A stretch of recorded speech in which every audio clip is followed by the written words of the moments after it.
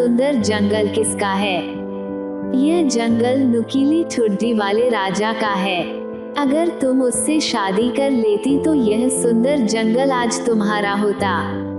लड़की मन ही मन पछताने लगी और बोली, काश मैंने उस नुकीली ठुड्डी वाले राजा से शादी कर ली होती। जंगल से निकलकर दोनों एक बड़ी सी नगरी से गुजरने लगे तो राजकुमारी ने भिखारी पति से फिर पूछा, यह सुंदर सा नगर किसका है? पति ने जवाब दिया, नुकीली ठुड्डी वाले राजा का। राजकुमारी ने एक गहरी सांस भरी और बोली, काश मैं उसी राजा से शादी कर लेती। भिखारी ने जब उसे फिर यह कहते सुना तो बोला, मुझे यह बिल्कुल पसंद नहीं है कि तुम मेरी पत्नी होने के बाद भी किसी दूसरे आदमी के बारे में सोचो।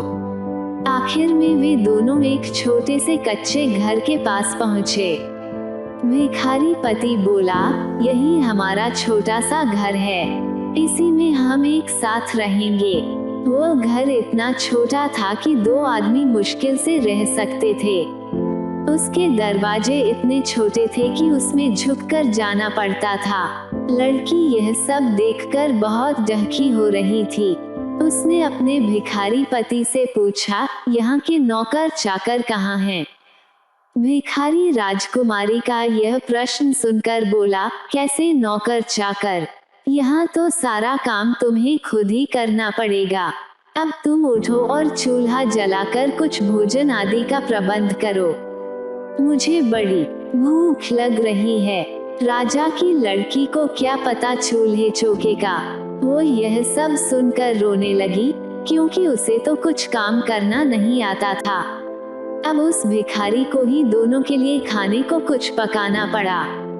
राजकुमारी भिखारी का बनाया हुआ रूखा सूखा खाना पाकर गंदे और सख्त बिस्तर पर लेट गई। उस बिस्तर पर उसे नींद नहीं आ रही थी।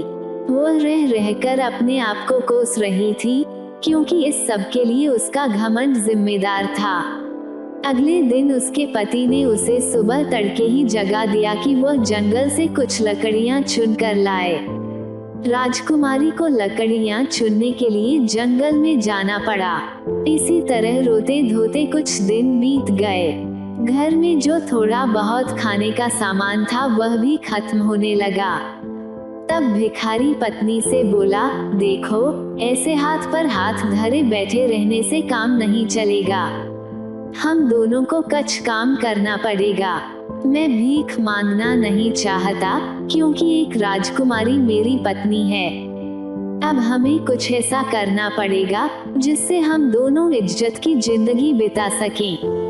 मैं जंगल से कुछ बांस इकट्ठा करके लाऊंगा, तुम उससे टोकरियां तैयार करना। इतना कहकर भिखारी जंगल से बांस इकट्ठे करने चला गया। वापस आकर उसने बांसों को बारीक बारीक छीलकर टोकरी बुननी शुरू की और साथ में राजकुमारी को भी बुननी सिखाई, पर सख्त बांसों से राजकुमारी के कोमल हाथों से खून निकलने लगा। राजकुमारी के जख्मी हाथों को देखकर भिखारी बोला, यह टोकरी बनाना तुम्हारे बस की बात नहीं।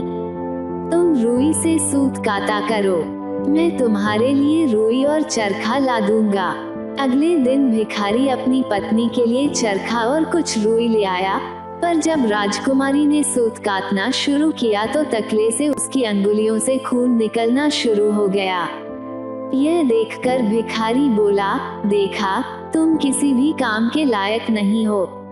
तुमसे शादी करके तो मैंने बहुत बड़ी मुसीबत मोल ले ली। अब मुझे कोई और काम ढूंढना पड़ेगा जिसे तुम आसानी से कर सको और तुम्हारे हाथों से खून भी न निकले।